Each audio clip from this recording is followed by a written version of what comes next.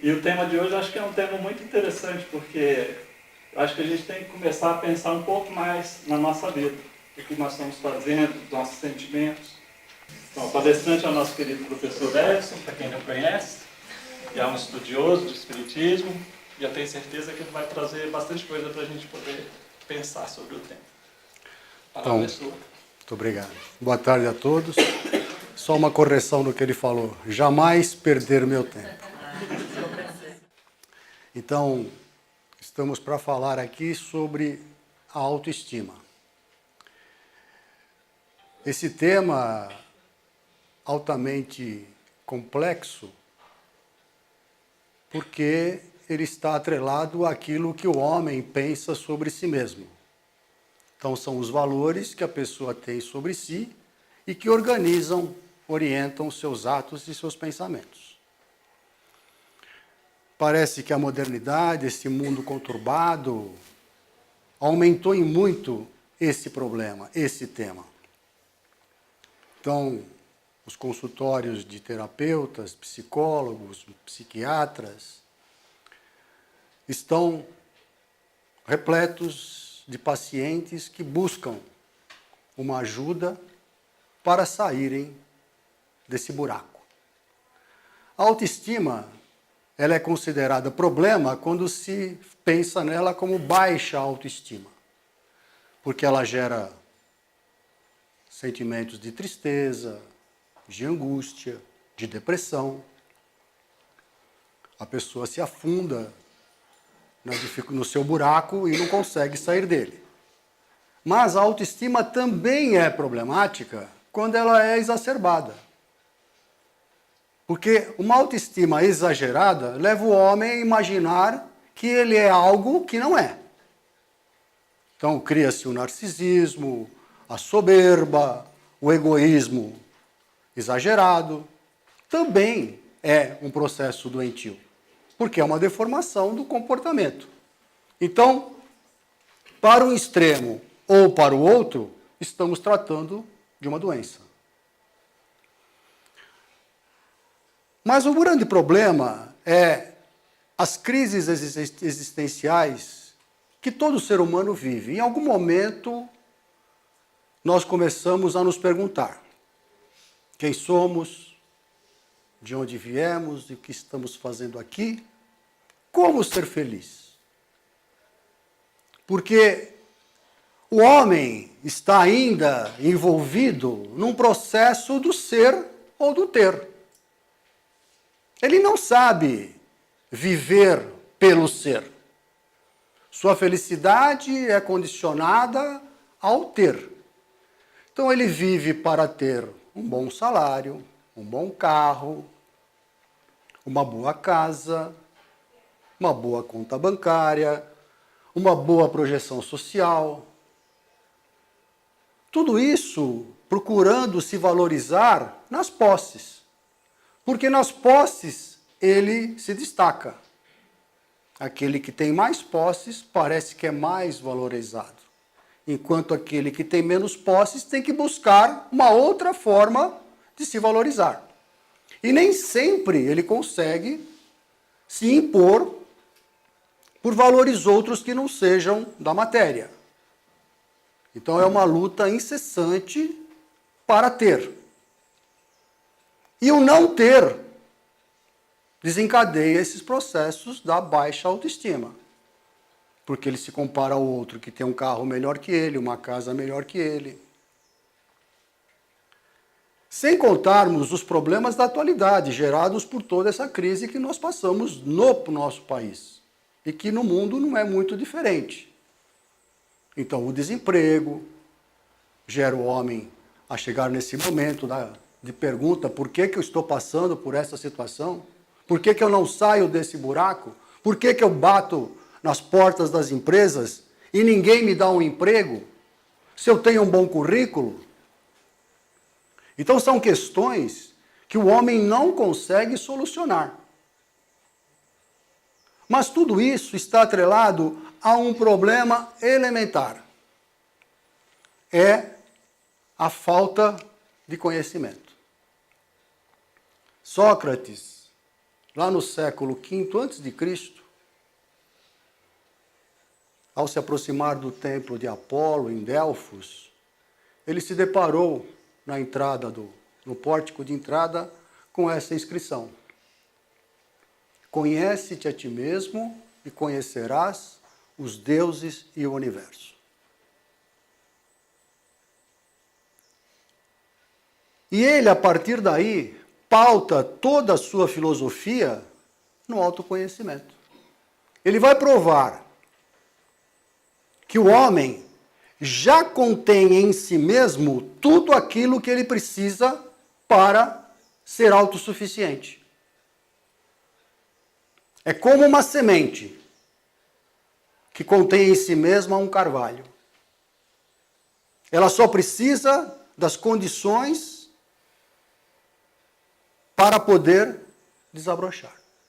O homem é essa semente. O homem tem em si mesmo esse autoconhecimento. E ao descobrir-se, ele conhece os deuses e o universo. O que é? Ou o que são os deuses e o universo? Pode falar. O que representa aqui esta afirmação de deuses e universo? A verdade. Portanto, onde está a verdade? No seu próprio interior.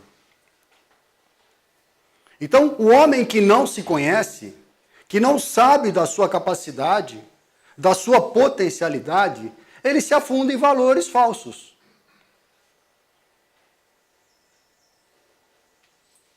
Então, nós vamos trazer aqui a mensagem espírita do autoconhecimento. Porque temos certeza que aqueles que não são, e não importa aqui se é maioria, se é minoria, todos vão perceber que a mensagem espírita nos ajuda a entendermos qualquer processo lastreado em ciência, lastreado em correntes filosóficas ou lastreado nas várias religiões. Não vai haver nenhuma divergência naquilo que vamos afirmar, nas informações que vamos passar nesta palestra. Porque ela não confronta-se com a ciência, não confronta-se com princípios filosóficos, não confronta-se com as verdades que estão nos livros sagrados, seja qual for a religião. Portanto, essas informações, elas serão úteis para que todos nós possamos percebê-las, porque nelas há um contexto de lógica, de racionalidade. E aonde há lógica e há razão, não há erro. Portanto, o que nós vamos trazer para nós, para falarmos aqui, está lastreado no Espiritismo. O Espiritismo que foi trazido por Jesus, através do Espírito Verdade, e uma pleiade de espíritos, que através de Allan Kardec, vão codificar esses ensinamentos. Importa dizer que esses ensinamentos de Jesus, que são trazidos através do Espiritismo, são os mesmos que estão no Novo Testamento. Não há nenhuma diferença. E o Espiritismo tem uma vantagem. Kardec não interpretou aquilo que lhe foi passado pelos Espíritos. Ao passo que nas religiões, os líderes religiosos interpretam os textos sagrados de acordo com a sua maneira de ver. E nós sabemos que nem sempre essa interpretação pessoal, porque ela cai na limitação do próprio intérprete, acaba sendo a tradução da verdade. Então, no Espiritismo foi eliminado esse processo. Porque a mensagem vem direto da espiritualidade. Então, nós começamos a falar desse autoconhecimento respondendo à primeira questão: quem sou? E o Livro dos Espíritos vai dizer que somos espíritos, seres inteligentes da criação. E mais, somos espíritos que não temos fim, tivemos começo, fomos criados. Mas somos imortais. Portanto, todos nós, todos os seres humanos, são espíritos. E a vida não vai terminar no túmulo. Porque também não começou no berço. A vida presente é uma continuidade das nossas vidas anteriores. E é a base das vidas futuras. Então, quem sou? Sou um espírito que está vivendo um momento numa vida material. Enclausurado num corpo que me limita, que limita o espírito na sua potencialidade. Pela própria relação do espírito com a matéria. Porque esta matéria vive dos instintos. E muitas vezes os instintos acabam escravizando o próprio espírito. Porque muitas vezes ele não encontra como sair dessa necessidade instintiva. Mas sendo espíritos criados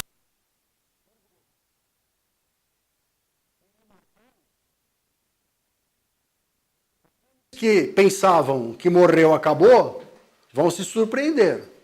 Aliás, os obsessores se surpreenderam e continuam aqui nos incomodando. Porque descobriram que não morreram. Porque ninguém morre. Então, nesse contexto do quem sou, nós vamos para o questionamento. E o que é que eu estou fazendo aqui? Fala o nosso bonequinho aí que está com a mão no queixo. O que é que representa esta vida presente? Então, mais uma vez, nós voltamos no Livro dos Espíritos. Deus criou todos os espíritos simples e ignorantes. O que é o simples e o que é o ignorante? Simples na sua constituição elementar, uma unidade. Ignorante é aquele que ainda está desprovido do conhecimento. Deu a cada um uma missão, com o fim de os esclarecer e progressivamente chegar à perfeição, pelo conhecimento da verdade e para os aproximar dele. Boa notícia? Boa. Seremos perfeitos um dia? Olha que ótima notícia para um sábado à tarde, né? Ainda bem que está sol, né? Mas também se tivesse chuva também seria boa. Fomos criados iguais, olha que coisa interessante. Ninguém teve privilégio de criação. Ninguém. Jesus começou exatamente como todos os espíritos. Jesus também começou simples e ignorante. Mas como uma potência, como todos somos, nós, chegou antes de nós à perfeição. Porque esta perfeição é o nosso destino. Se há um determinismo na lei divina, é esta. Todos serão perfeitos um dia. Os piores criminosos, até os políticos, um dia serão perfeitos. Olha que coisa boa. Né? Nem tudo está perdido. Estamos vendo uma luz no fim do túnel. Não é mesmo? Muito bem. Esses espíritos adquirem conhecimento passando por provas. Provas. E aqueles que as aceitam com submissão chegam mais prontamente ao seu destino. Portanto, todos passam por provas.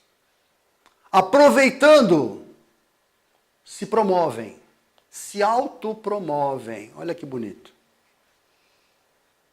Ninguém nos promove, nós nos autopromovemos. Se não, repetimos de ano. Assim como o aluno, que não aproveitou a escola e vai repetir. Só que ele vai ter ainda uma vantagem, ele jamais será jubilado. Ele vai repetir 1, 2, 3, 4, 5, quantas ele quiser.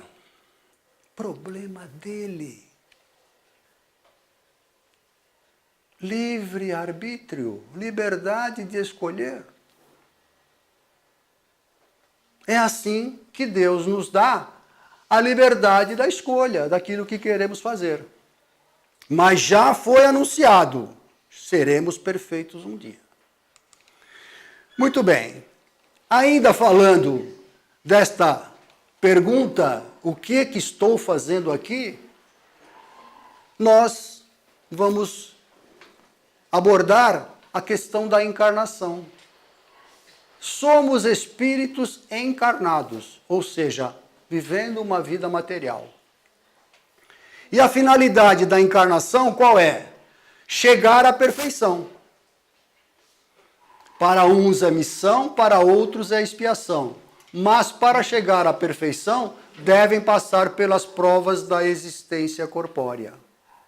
Portanto, ninguém evolui só na espiritualidade. Nós temos um falso conceito dessa questão de ser mais feliz, ou de ser mais beneficiado por Deus. Vamos ver daqui a pouquinho, né?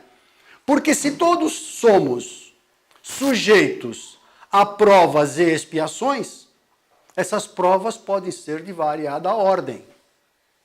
Então elas podem ser de doença, de miséria, mas também pode ser uma prova da riqueza, da fartura, das honrarias.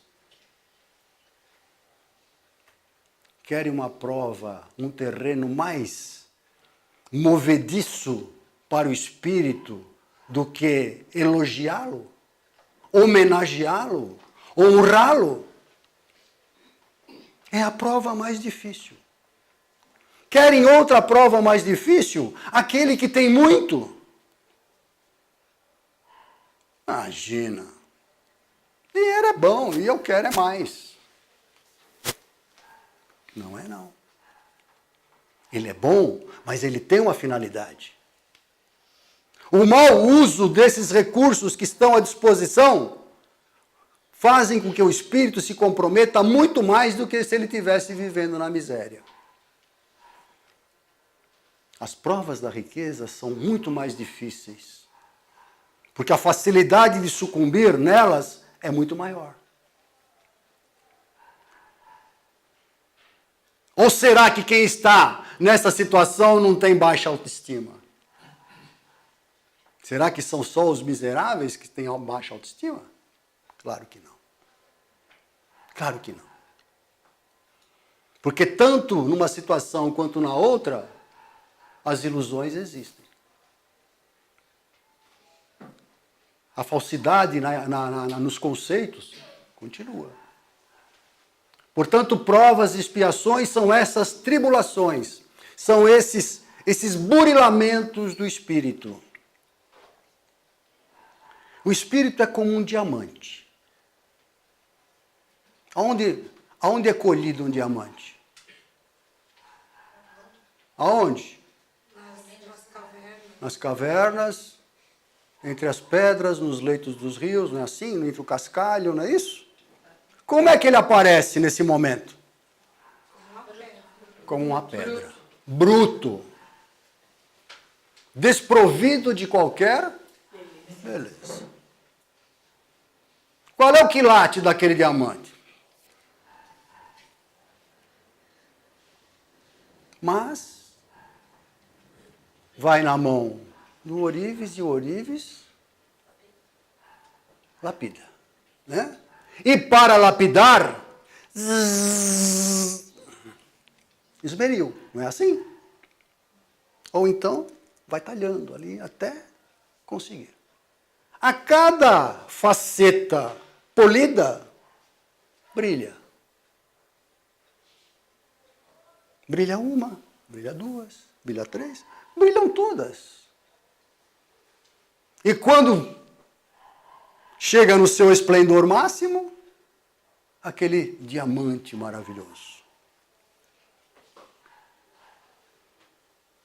Mas esse diamante era pedra. Era sujo. Não tinha arestas aparadas. Mas ele precisou passar por essas tribulações para se revelar. O Espírito é o diamante, cujas provas e expiações da vida material vão burilá-lo, vão poli-lo, vão fazer com que ele brilhe, que ele revele toda a sua potência. Potência divina. Porque todos os espíritos têm o DNA divino. Todos somos filhos de Deus. Não há nenhum que não seja. E ao colocar a sua marca em todas as criaturas, ele já deixou ali preparada a perfeição. Portanto, bem entender todas as situações pelas quais o homem passa na vida encarnada, vai ajudá-lo a não se afundar em falsos valores. E sabendo que ele foi criado para a perfeição, qual é a dificuldade que é intransponível? Há alguma? Há alguma dificuldade que o homem não vença? Não possa vencer? Não estou sentindo firmeza, hein? Há ou não há? Não há, claro que não há. Tudo podemos, para tudo somos capazes. Aqueles que refutam as experiências, os convites, não, isso eu não consigo, não, isso eu não faço. Para mim não dá. Dá sim, consegue sim, vence sim. Mas precisa acreditar. Vocês sabem quantas vezes Thomas Edison fez experiências para descobrir a luz elétrica? Mais de 1000 vezes. E ele não parou. Até que ele chegou no seu objetivo.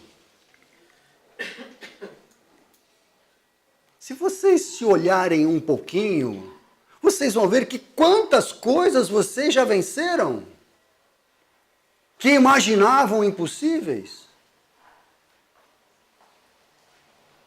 E não há momento, viu gente? Não há momento, eu estou muito velho, não, eu ainda sou muito novo. Não, o momento é aquele.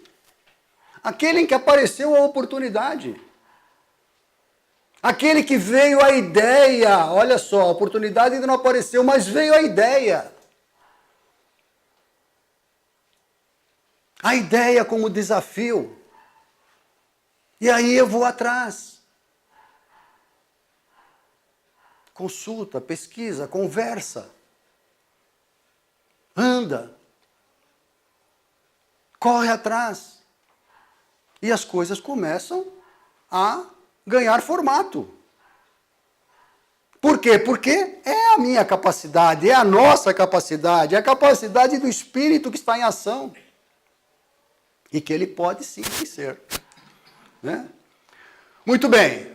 Aqui é o grande problema, né? Qual o caminho que eu devo seguir? O caminho do bem ou o caminho do mal? Quantas vezes que eu tinha vontade de ser bonzinho, mas eu acabei escorregando. Não é assim?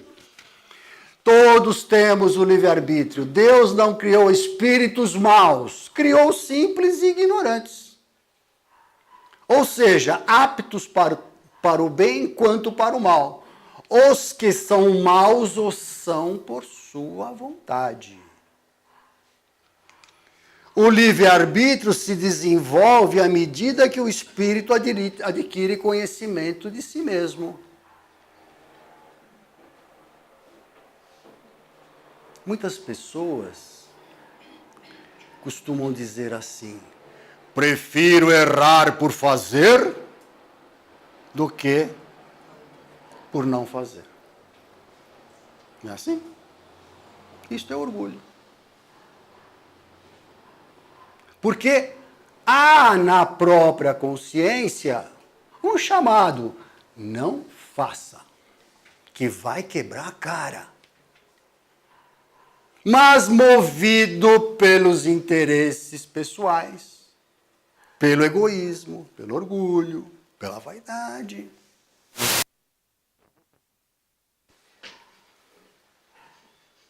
Aí vai, bate com a cara no muro e volta.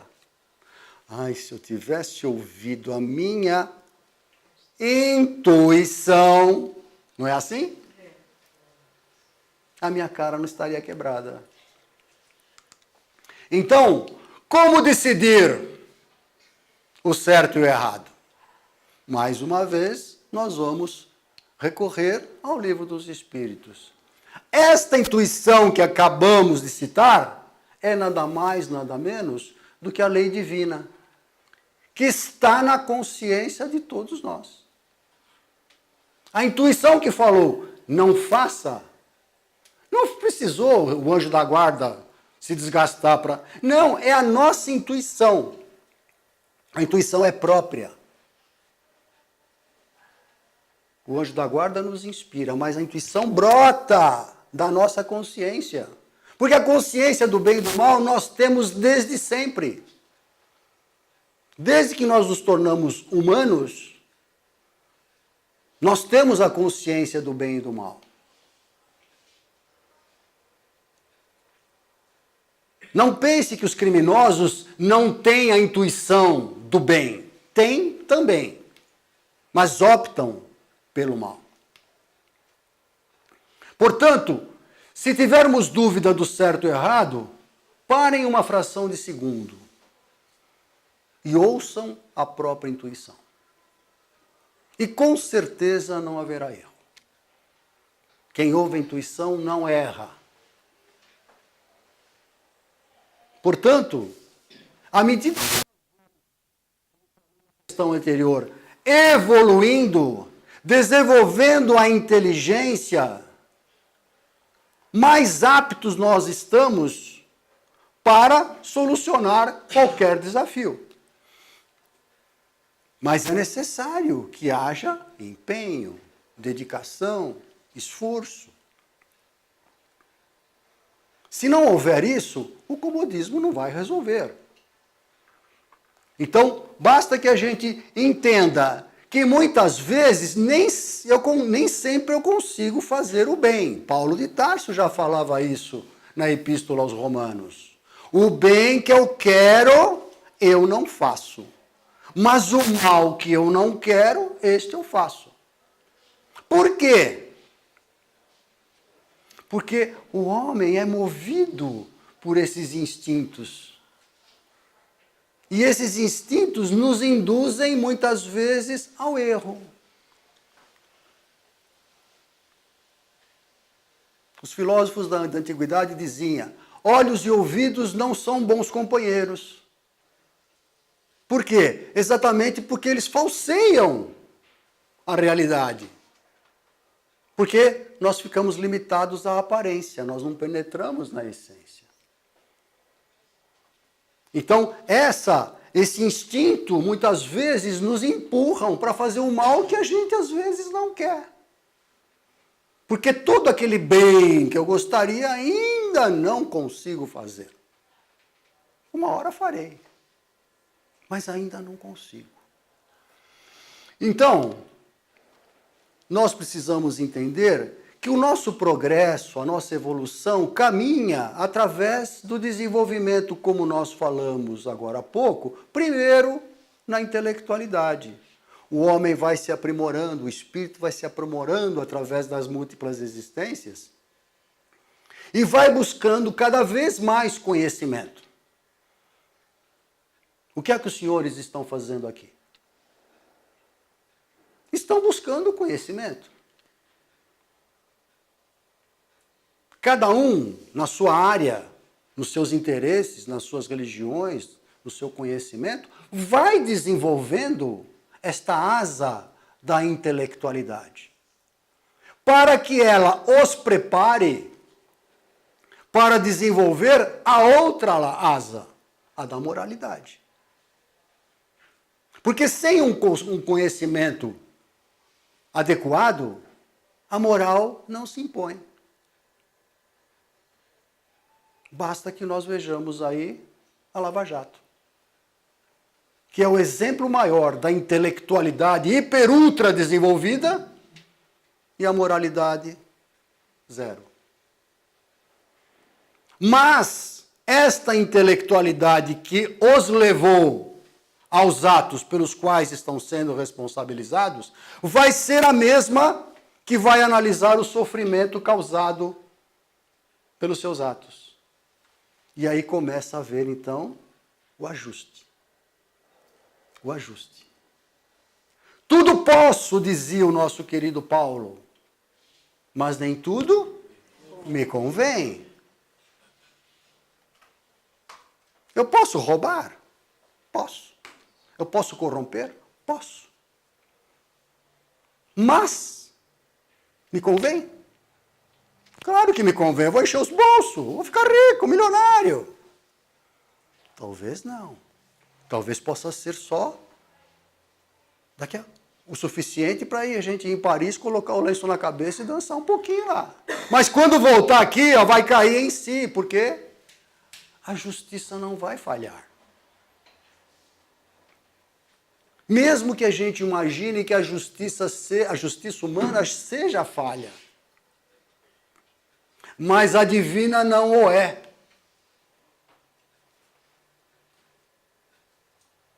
E outra informação importante para todos nós. Nós estamos findando um ciclo e começando um novo ciclo evolutivo. Portanto, nada há oculto que não venha a ser descoberto.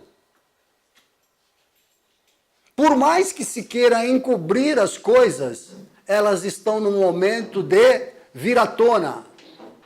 É o tumor que foi se formando dentro do organismo e que num determinado momento ele vem à tona. E este é o momento. Nós estamos na fase da transição planetária. E nesta fase nada ficará oculto. Nada ficará encoberto. É por isso que esse processo está se arrastando por tanto tempo que parece que ele não vai se findar. Ele realmente só vai se findar quando tudo vier à tona. Porque este é o ponto. Esse momento de transição é semelhante àquele momento na nossa casa que a gente arruma um armário. Como é que a gente arruma um armário? Tirando tudo. Põe tudo para fora. Este é o momento. Então parece que é uma desordem total, não parece? É uma total desorganização. Tudo bagunçado, jogado, colocado. Mas aí começa o segundo momento. Camisas aqui. Sapatos ali. E assim o armário vai se organizando. Demorou? Demorou. Primeiro demorou para a gente perceber que estava desorganizado.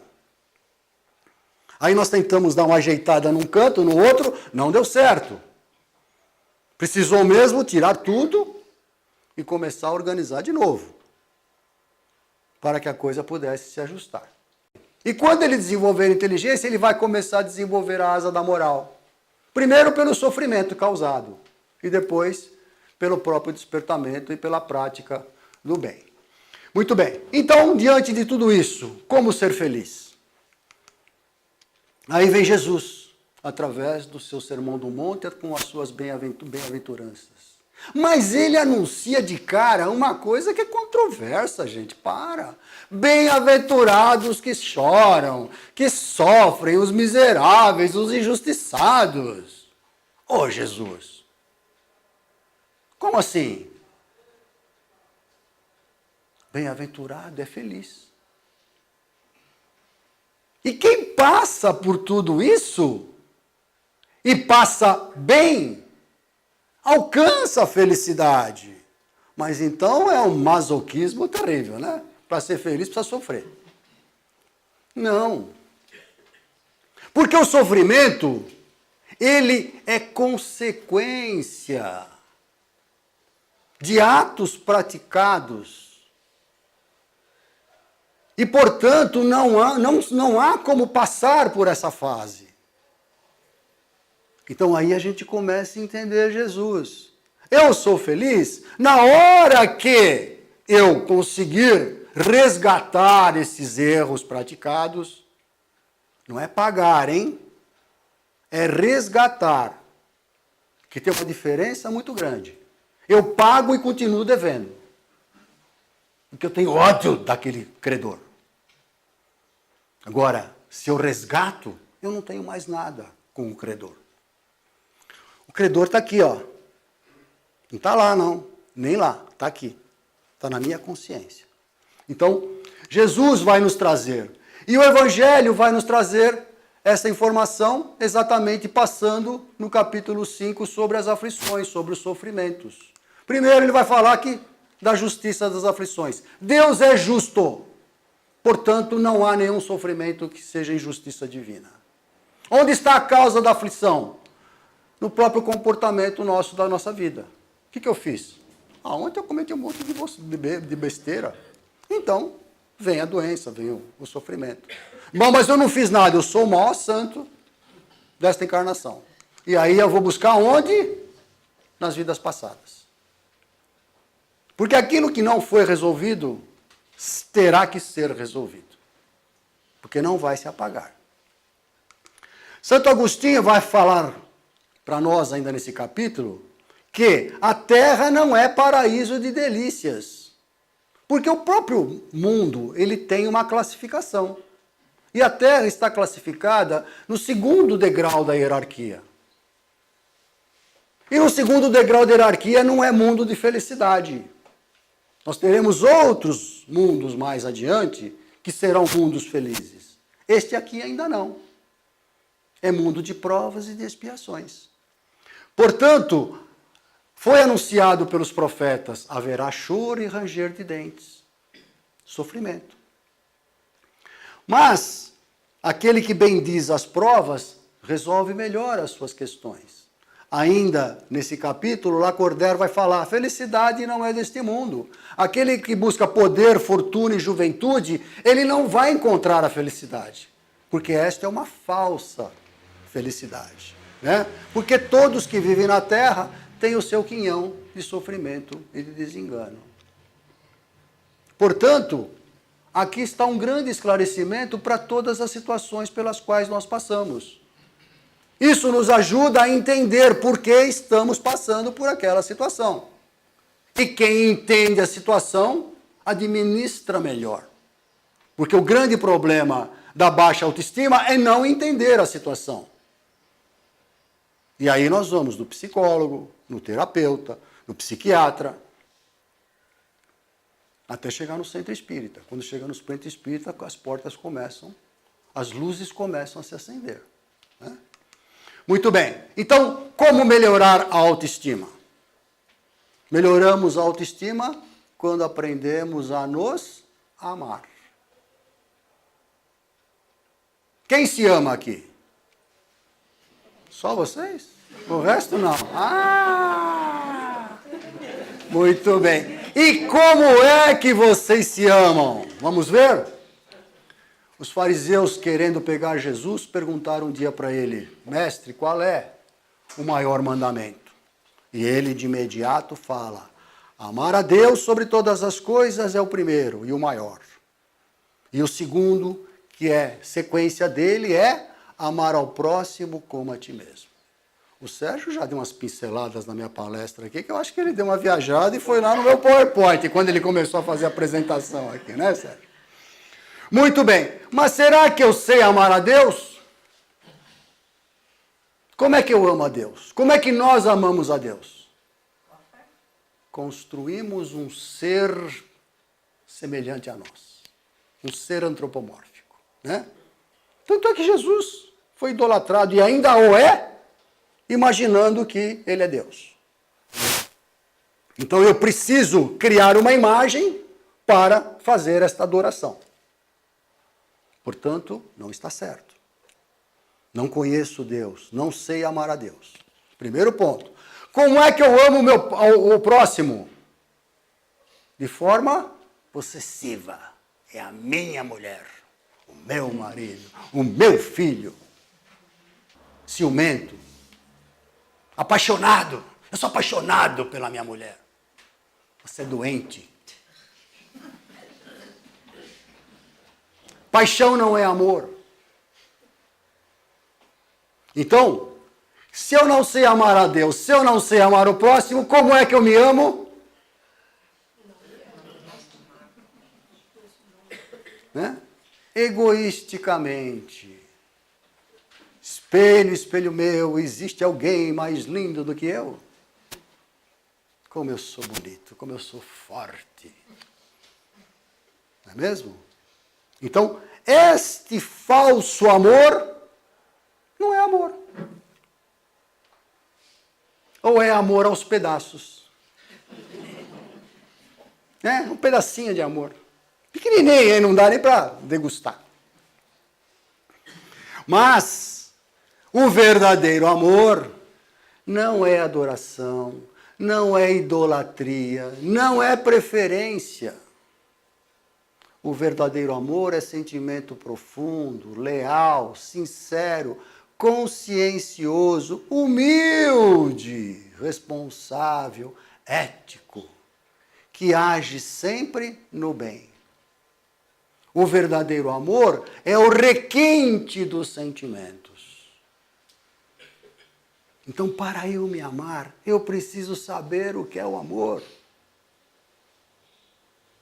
Porque quando eu não sei amar a Deus e não sei amar o próximo, automaticamente eu não sei me amar.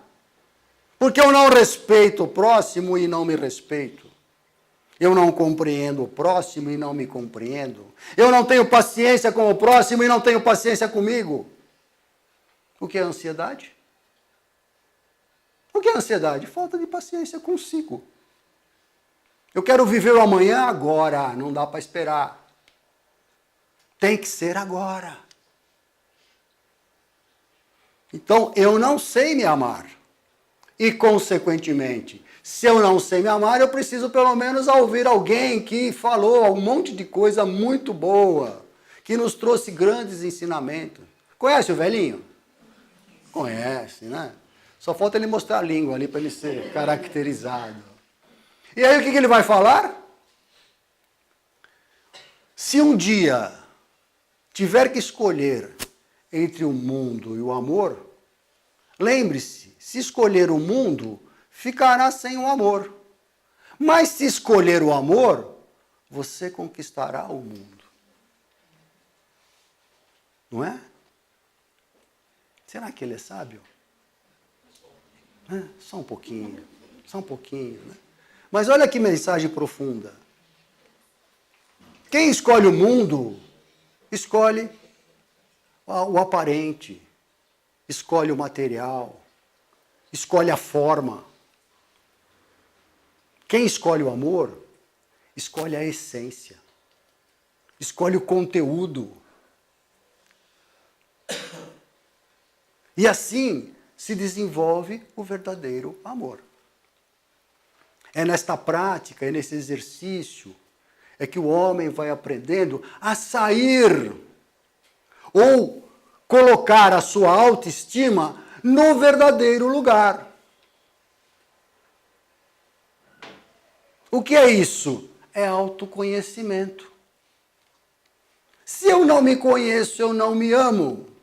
Se eu não me amo, a minha estima vai lá para baixo. Se eu não me conheço, eu me iludo. E a minha autoestima vai lá para cima. Nem lá e nem cá. Aqui. O caminho do meio não é o indicado sempre?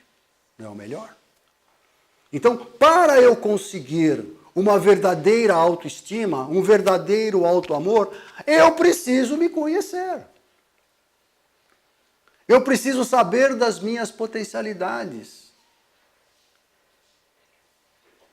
E isso nós só conseguimos com esse conhecimento, esse estudo, essa dedicação, essa abordagem. Bom, gente, então muito obrigado. Eu queria agradecer ao Edson por ter aproveitado tão bem o tempo dele. Né? E eu que estava pensando aqui, na verdade, assim, isso acho que é uma das coisas que a gente faz muito pouco. A gente pensa muito pouco. Assim, a gente pensa mais em coisas na nossa dia, no corrido, e não pensa um pouco em nós mesmos. Eu estava me lembrando da minha querida mãe de turma, Dona Carmen, que falava sempre pra gente, nem que seja por esperteza, tenta fazer a coisa certa para não se prejudicar mais ainda. E como tem muita mãe aqui, sabe o que é o sentimento de um amor de uma mãe que olha para um filho, olha para ele vendo valores e não os defeitos que ele tem, e dessa forma ela ajuda ele a desenvolver, é dessa forma que a gente tem que começar a olhar para nós, olhar com amor para que a gente possa compreender os nossos valores e, como a Edson disse, pôr para frente, fazer crescer isso. Eu pedir uma salva de palmas para o nosso palestrante. Palmas para você. Palmas para todos.